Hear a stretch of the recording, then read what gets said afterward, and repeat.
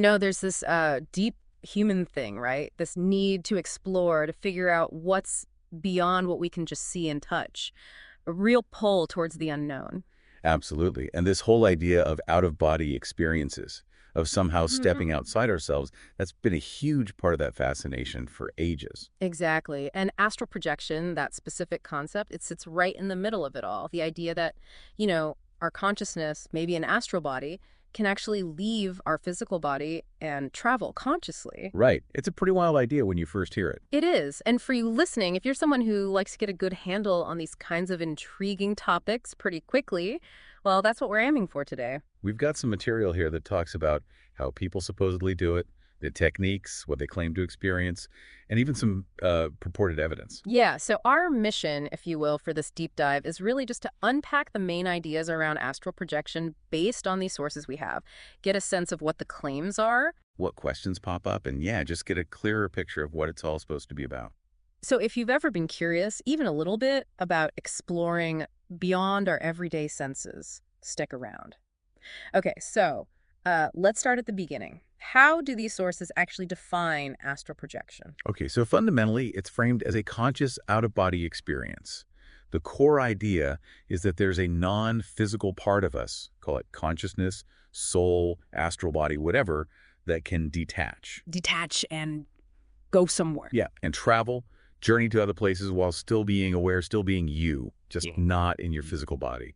So not like dreaming, but actually aware and observing. That's the claim. They talk about being able to float, move around, even travel vast distances and see the environment clearly. Okay, and I saw a mention, kind of surprisingly, about quantum physics. How does that fit in? Well, it's more of a philosophical link suggested in some of the material. Right. The thinking goes, if quantum physics suggests everything is interconnected energy, maybe, just maybe, Yeah. the idea of consciousness separating isn't completely impossible. Sort of like if reality is fundamentally energy, maybe consciousness can interact with it differently. Kind of, yeah. It opens a conceptual door, suggesting travel to this other plane, the astral realm or Mhm. fourth dimension, might be, plausible within a certain framework. Right. So assuming someone could do this, what's the experience like? What could they actually do? The descriptions use terms like incredible freedom. Imagine flying, like actually soaring over landscapes, Wow. visiting places, people, maybe even looking into the past, or communicating with beings described as having a higher frequency. The possibilities in this astral realm are painted as, well, almost infinite. That's a lot. It sounds like more than just a novel experience for some people. Oh, definitely. For some believers, it's seen as proof. Proof that consciousness isn't just produced by the brain, that it continues after death. So evidence of an afterlife and other dimensions. Exactly. It suggests our physical existence is just like one chapter in a much longer story. That consciousness is fundamental, not just a byproduct of biology. Which ties into this idea that maybe everyone can do it. It's not some superpower for a few. Yeah, it's a key point in the sources. They stress that this isn't exclusive. It's presented as an inherent ability we all have. It just comes down to learning the right techniques and, crucially, practicing them. Repetition seems key. Okay, so if it's supposedly possible for anyone, how do you actually try? What are these techniques? Well, the material mentions that different methods click for different people. And perseverance is a big theme. Getting frustrated is apparently a major reason people give up, so patience is vital. Makes sense. Like learning any skill, really. Yeah. So what's one method they describe? One of the well-known ones is the Monroe technique. It starts with deep relaxation, both mind and body, aiming for that state right before sleep, the hypnagogic state. Yeah, where you get those weird images or falling sensations sometimes. Exactly. And the idea is to shift your focus away from physical feelings towards mental ones. Then you become aware of vibrations, either real ones in your environment or ones you sort of mentally induce in your body. Vibrations, okay. Yeah, and you're meant to relax into those vibrations. The final step is consciously intending to leave your body, focusing on detaching your limbs one by one, then your torso, and feeling yourself float upwards. That sounds quite involved. What's another approach? There's the rope technique. Again, starts with relaxation, picturing each muscle letting go. Then you try to enter that vibrational state again. So the vibrations are a common theme. Seems to be, yeah. Yeah. In this one, once you feel the vibrations, you visualize a strong rope hanging above you. You then imagine your astral hands reaching up, grabbing it, and pulling yourself up hand over hand. Like climbing out of your body. Pretty much. The visualization is key, feeling yourself rise towards the ceiling, becoming aware that you've separated and are ready to explore. Interesting. More visual. And the hammock technique. Sounds nice and relaxing already. It does. This one also focuses on relaxation, but combines it with specific breathing patterns. Deeper breaths, holding them briefly, trying to clear the mind. Quieting the mental chatter. Right. Then you vividly imagine you're lying in a hammock, gently swaying. The goal is to let your body fall asleep while your mind stays awake and focused on the hammock visualization. The mind awake, body asleep thing. Yeah. Tricky. Very. But if you keep at it, you might start feeling those vibrations again tingling, maybe your heart races, a buzzing sound. These are seen as signs you're separating. Then you might hear astral sounds or even see your own body below you. Wow, okay. That's quite a progression. And the last one mentioned was the stretch out technique. Yeah, this one's described as maybe a bit simpler to start with. You lie down, close your eyes, and imagine your feet stretching way out, getting huge, then shrinking back. Just visualizing. Yep. Then you do the same with your head. Stretch it out, bring it back. You keep alternating feet, then head, stretching further each time until you imagine yourself filling the whole room. And that leads to... The sensation of floating, apparently. Feeling yourself kind of detached naturally from the physical form. Okay, so several different paths people try. Now, this is where it gets really intriguing for many, the whole idea of evidence or experiments. What does the material say about attempts to validate this? Yeah, they mention a few specific studies. One is the Miss Z experiment from back in 1966, run by Dr. Charles Tart. They had this young woman who claimed she could astral project in a sleep lab. Hooked up to machines and everything? Exactly, physiological monitors. Right. The challenge was for her to see a random 5-digit number placed on a high shelf, way out of sight. Yeah.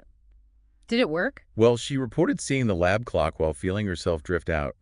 The machines recorded unusual brain waves, not typical REM sleep. And on the third night, she apparently got the number right, 25132. Whoa. Okay, that's specific. What else? There was another one in 1977 with a guy named Stuart Harry. He was at UC Santa Barbara, also monitored, trying to project to Duke University where his cat, Spirit, was. Projecting to a scat. Yeah. And the cat was being watched, too, with sensors.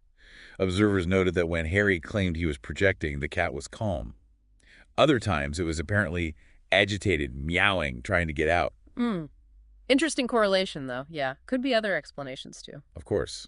And then there's Robert Monroe himself, the guy behind that first technique. Dr. Tart studied him, too, in the mid-60s. Same setup lab, monitors, trying to read a hidden number. Did he get the number? No, he didn't manage that over 7 nights. But on the 8th night, he reported 2 quick projections. During the second one, he described, apparently accurately, a female technician and a man who were just outside the room, people he couldn't have seen normally. So not the number, but other verifiable details. That's what the report suggests. And physiologically, they noted slower eye movements than usual sleep and a rare brainwave pattern appearing almost right after he fell asleep. Okay, so some intriguing findings, even if not totally conclusive proof for everyone. Is research still happening? The sources mention something called projective field. It's described as an ongoing project that brings together groups of people who practice astral projection for weekend sessions, trying to gather more data systematically. Trying to build a bigger body of evidence. Seems like it. Yeah. But the material also points out that for many practitioners, the real proof is personal. The sheer feeling of reality during the experience may be shared experiences with others or getting information they couldn't otherwise know. Right, that subjective sense of knowing. Now, let's talk about the flip side. With something this, well, unconventional, people naturally worry about risks. What do the sources say about potential dangers? Yeah, that's important. They acknowledge that fear definitely puts people off. One big one is dying during projection. But the material generally dismisses this, saying it doesn't add any new risks beyond normal life dangers to the physical body. Okay, that's probably reassuring for some. What about that silver cord idea? People worry it could get cut. Right, the supposed link between the astral and physical. The sources mention the fear, but state clearly there are 0 recorded cases of a cord being severed by anything external. And the fear of getting lost, not being able to get back. Also addressed. Considered very unlikely. The natural pull, they say, is always back to the physical body. The mind wants to return. Okay, those seem like common anxieties. But there was a really serious warning highlighted, wasn't there? Yes, absolutely critical. The sources strongly warn that anyone with a pre-existing heart condition should not attempt astral projection. Period. Why is that? The potential shock of the separation experience itself. It could apparently put dangerous strain on the heart, potentially leading to heart failure. It's a significant risk. So the advice from practitioners is crystal clear. Only try this if you are in good health, specifically with no heart issues. Exactly. And tied into that is the strong suggestion that because these experiences can be intense and unexpected, this really isn't something for beginners to just dabble in without understanding the potential implications. Experience, or at least guidance from someone experienced, is highly recommended. That seems like extremely important advice. What about other fears, like encountering, bad stuff, negative entities, possession? That comes up too. The general take seems to be that possession is unlikely unless you somehow invite it. Seeking protection mentally from higher beings is suggested for peace of mind. Hmm. They do mention the idea of demonic entities or negative forces existing, but mainly in what they call the lower astral planes, suggesting encounters are rarer if you're aiming for higher planes. But overall, the message is it can be safe, if done carefully, using proper techniques, and ideally with guidance. Again, stressing the need for caution and maybe supervision. Okay, so caution, health checks, experience, and maybe guidance are the key takeaways for safety. Let's shift to the last major topic, the connection to psychic abilities. How do they link astral projection with things like intuition or clairvoyance? The sources suggest a direct link. While things like full-blown clairvoyance are seen as rare, intuition, that gut feeling, is presented as a common psychic ability everyone has. Right, we all get those feelings sometimes. Exactly. And the argument is we might be born with more potential for these abilities, but they kind of fade as we get older, maybe due to societal focus on just the physical world. So astral projection could be a way to wake those abilities back up. That's the idea, that dormant abilities can be developed with effort, and conscious astral projection is one way to do it. They even suggest we already project unconsciously during sleep. Those really vivid dreams might actually be astral projection dreams. Ah, interesting. So making it conscious helps tune into something already happening. Kind of. By consciously working with it, you might become more sensitive to your own internal energy, which could then boost things like telepathy or other psychic perceptions. What specific benefits do they list in this area? Quite a few, actually.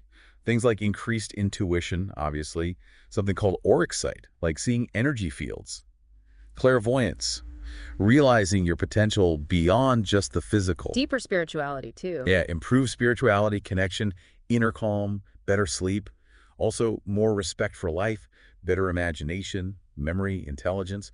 It even mentions potentially understanding past lives or exploring your subconscious. That's a broad range. Overcoming fear of death is mentioned again, too. Right, because you've potentially experienced consciousness separate from the body, getting answers to big questions, accessing subtle energy realms directly. Even just the unconscious stuff during sleep might help uncover dormant abilities. So the overall pitch is that conscious projection can reconnect you with maybe childhood intuition and give you a second chance to develop these senses beyond the physical. Pretty much, yeah. It opens doors to exploration beyond just our five senses. But again, the sources repeat. The potential might be there for everyone, but actually doing it, tuning your brainwaves or whatever, takes practice. It can be challenging. And while you don't need special gadgets, getting help from someone who really knows their stuff, a seasoned practitioner, is probably a good idea. Definitely presented as a valuable option, especially given the complexities and potential intensity.